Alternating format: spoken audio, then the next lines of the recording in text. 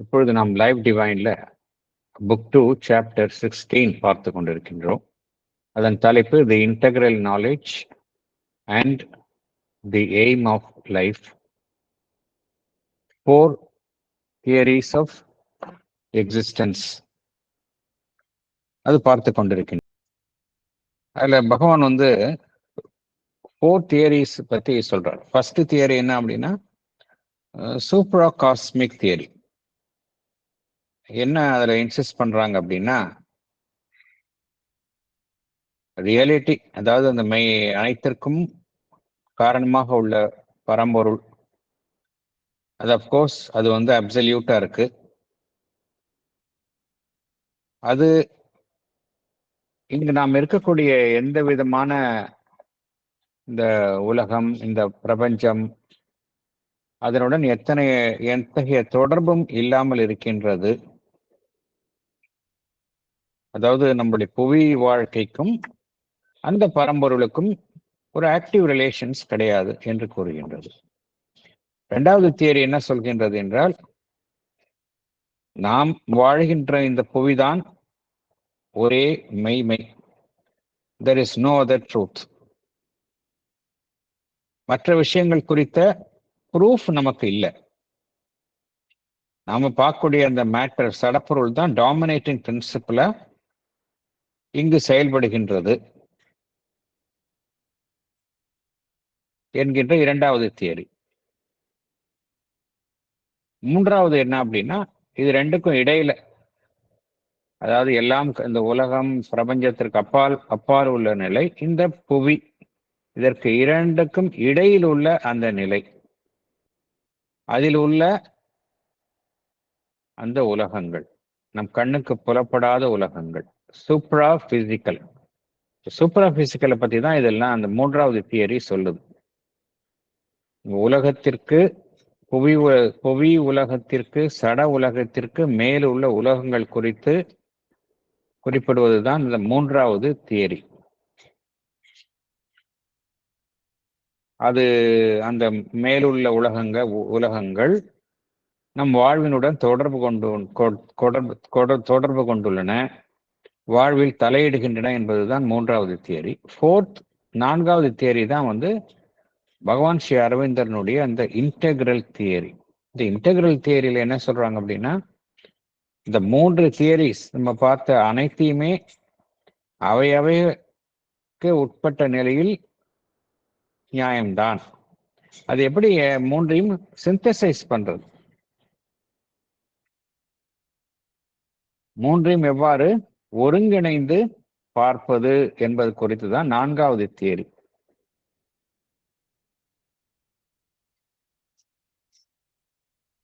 Last செஷன்ல நம்ம paragraph 18 பார்த்தோம். இதுல இந்த ஃபர்ஸ்ட் தியரியில எந்தெந்த கோட்பாடுகள் அடங்கும் அப்படின்னா, எவையெல்லாம் இந்த புவிசார் உலகத்தை ஒரு முக்கியத்துவம் தரவில்லையோ, புவி வாழ்விற்கு முக்கியத்துவம் தராமல் அதை ஏற்க மறுக்கின்றதோ, எந்தெந்த கோட்பாடுகள் ஏற்க மறுக்கின்றதோ அவை அனைத்துமே இந்த முதல் கோட்பாட்டில் அடங்கும். லாஸ்ட் செஷன்ல நம்ம என்ன பார்த்தோம் அப்படின்னா, நம்முடைய அந்த புவி சார்ந்த வாழ்விற்கு எந்த விதமான மேன்மையும் இல்லை என்கின்ற கருத்து கூறப்படுகின்றது அப்படிங்கிறத பார்த்தோம். ஆனால் இது குறித்த ஒரு விளக்கத்தையும் பகவான் தருகின்றார். அதாவது இந்த காஸ்மிக் எக்ஸிஸ்டன்ஸ், இந்த புவிசார் வாழ்வு என்பது ஒரு மெய்மை இல்லை என்கின்ற ஒரு எண்ணம், தவிர்க்க முடியாத ஒரு எண்ணம் கிடையாது என்று குறிப்பிடுகின்றார். அத்தகைய முடிவுக்கு ஒருவர் வர வேண்டிய அவசியம் கிடையாது என்று குறிப்பிடுகின்றார். பரம்பொருள் எல்லாம் கடந்த நிலையில் இருந்தாலும் அதற்காக இந்த உலகத்தை நாம் மெய்மை அல்ல என்று கூறுவது ஒரு தவிர்க்க முடியாத விளைவு அல்ல என்று பகவான் குறிப்பிடுகின்றார். பகவான் உபநிடதங்களிலிருந்து குறிப்பிட்டு என்ன கூறுகின்றார் என்றால், இந்த பிரம்மனினுடைய 2 நிலைகள் இருக்கின்றன. பிரம்மன் தன்னை வெளிப்படுத்தி கொள்ளாத நிலை, அதுதான் பீயிங். பிரம்மன் தன்னை சிருஷ்டியின் மூலமாக வெளிப்படுத்திக் கொள்வது, அதுதான் பிகமிங்.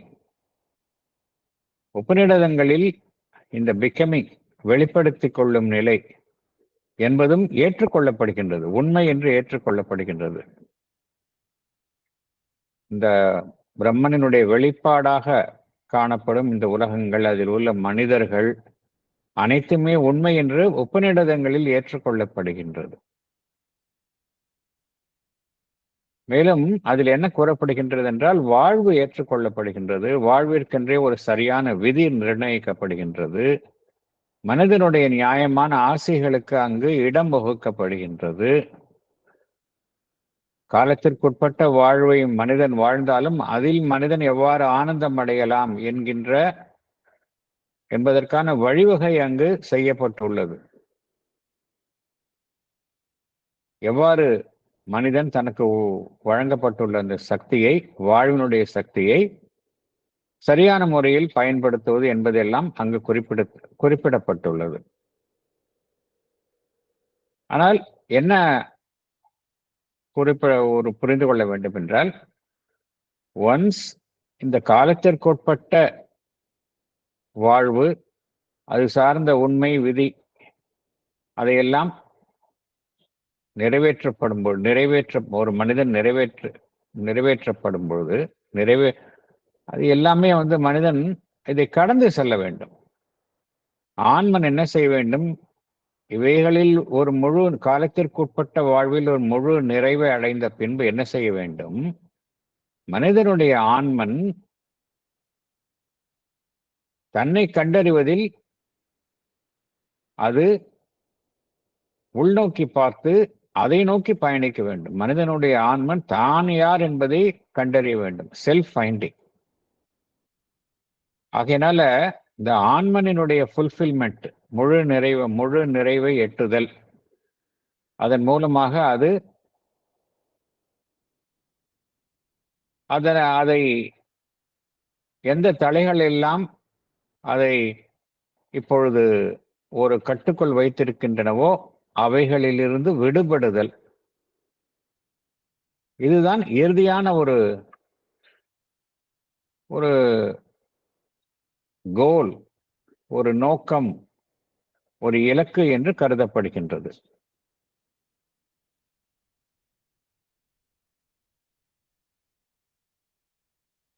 மேலும் வேறொரு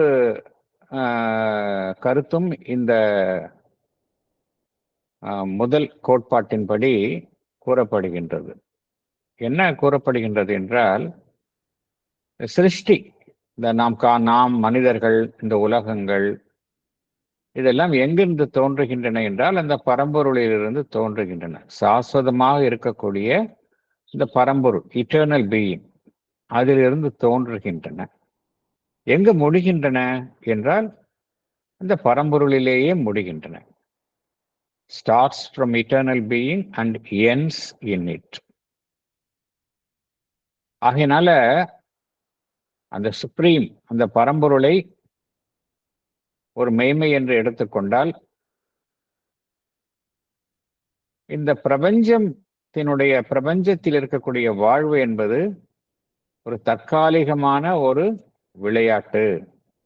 அந்த பரம்பொருள் தன்னை இங்கு வெளிப்படுத்திக் கொள்வதும், மீண்டும் வெளிப்படுத்திக் கொள்ளுதல், அந்த பரம்பொருளிலேயே சென்று அடைவதும் ஒரு விளையாட்டு என்றும் இந்த கோட்பாட்டின் அடிப்படையில் கருதப்படுகின்றது.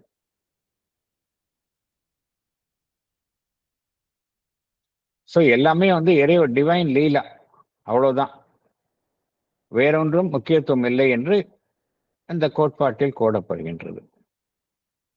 இந்த பரம்பொருள் தன்னை வெளிப்படுத்திக் கொள்ள விரும்புகின்றது, அவ்வாறு வெளிப்படுத்திக் கொள்கின்றது. அவ்வாறு வெளிப்படுத்திக் கொள்வதன் மூலமாக அது ஒரு ஆனந்தத்தை அடைகின்றது. அந்த வெளிப்படுத்திக் கொள்ளும் அந்த சங்கல்பம், பரம்பொருளினுடைய சங்கல்பம் அது நின்றுவிடும் பொழுது, அல்லது அந்த சங்கல்பத்தை அது தன்னிலிருந்து விலக்கி விடும் பொழுது,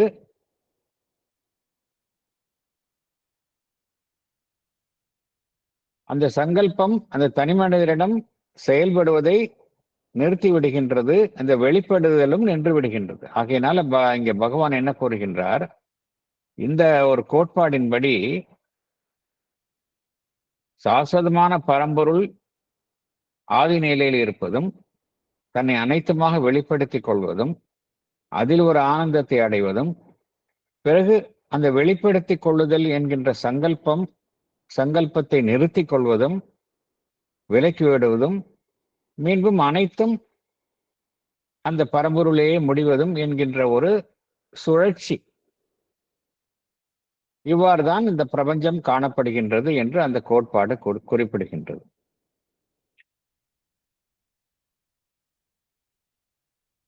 இதுல பார்த்தோம் அப்படின்னா, இந்த கண்ணோட்டத்தின்படி பார்த்தோம் அப்படின்னா, எதற்காக தனி மனிதன் இருக்கின்றான்? வெறும் பரம்பொருள் அது சங்கல்பிக்கின்றது, அதன் மூலமாக தன்னை வெளிப்படுத்திக் கொள்கின்றது, அனைத்துமாக வெளிப்படுத்திக் கொள்கின்றது.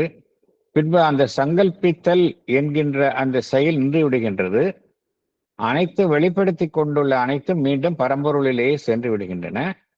அவ்வாறு வெளிப்படுத்திக் கொள்ளுதன் மூலமாக அந்த பரம்பொருள் ஆனந்தத்தை அடைகின்றது. இதை தவிர வேற எந்த நோக்கமும் இந்த பிரபஞ்சம், இதில் உள்ள மனிதர்கள் இதற்கு கிடையாது என்கின்ற இந்த கண்ணோட்டம்.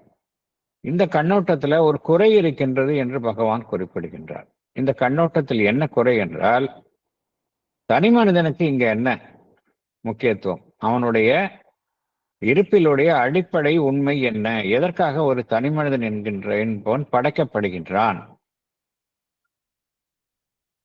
அவனுக்கு என்ன ஒரு ஒரு மதிப்பு இங்கு இருக்கின்றது? ஒரு நிலையான ஒரு மதிப்பு, முக்கியத்துவம், அவனுடைய ஆன்மீக செயல்பாடுகள் என்பதற்கெல்லாம் என்ன முக்கியத்துவம் இருக்கின்றது என்கின்ற கேள்விக்கான விடை இந்த கண்ணோட்டத்தில் கிடைப்பது இல்லை.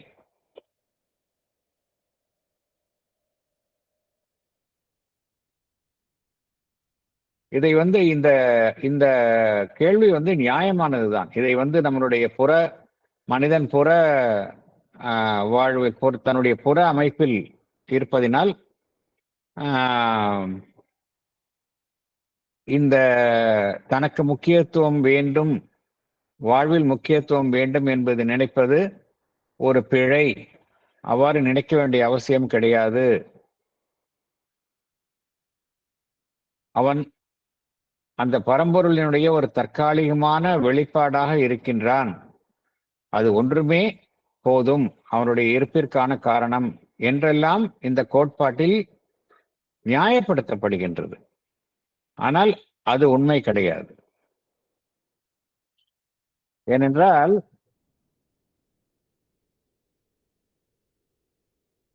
அந்த கோட்பாட்டில் என்ன கோருகின்றார்கள்? நாம் இங்க தனி மனிதனுடைய இருப்பிற்கு வழங்கப்படும் காரணங்கள் எல்லாம் தனி மனிதனுடைய சார்ந்து நாம் மனிதன் வழங்கும் மதிப்பீடுகள். அந்த பரம்பொருள் எப்படி இருக்கின்றது? முழுமுதலான நிலையில் எவ்வித சார்புடையமையும் இன்றி இருக்கின்றது. ஆகினால் தனி மனிதனுடைய இந்த மதிப்பீடுகள் எல்லாம் அந்த நிலையில் செல்லுபடியாகாது, பொருந்தாது என்று இந்த கோட்பாடு குறிப்பிடுகின்றது.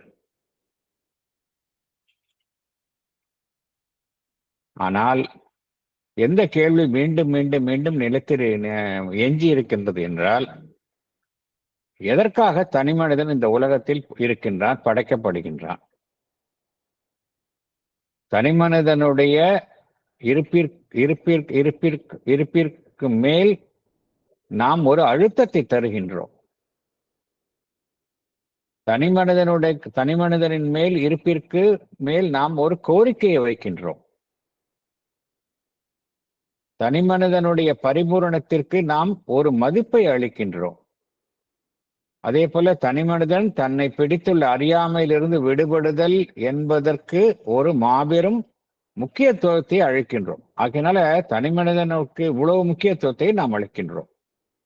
இவ்வளவு முக்கியத்துவத்தை நாம் அளிப்பதினால் தனி மனிதனுடைய வாழ்விற்கு எவ்வித மதிப்பும் அளிக்காத இந்த கோட்பாடை ஒரு குறையுள்ள கோட்பாடு என்று பகவான் குறிப்பிடுகின்றார்.